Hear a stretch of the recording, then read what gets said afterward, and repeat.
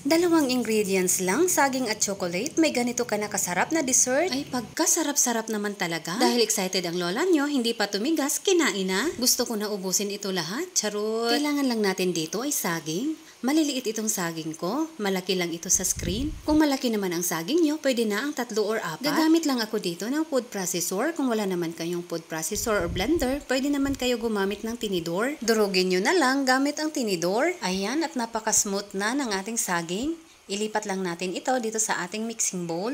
Gagamit lang tayo dito ng dark chocolate bar. 500 grams po itong dark chocolate bar natin, pero 200 grams lang po ang gagamitin natin dito. At itong kalahati lang ang gagamitin ko, may pasobra ng konti. At tunawin lang natin itong ating chocolate. Tada! Ayan, tunaw na.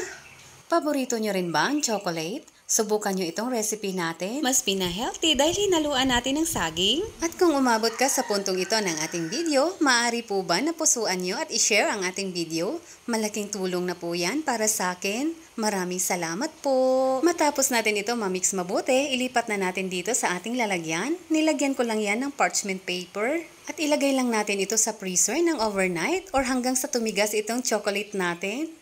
Dahil masyadong excited ang lola nyo, ayan, hindi pa masyadong tumigas.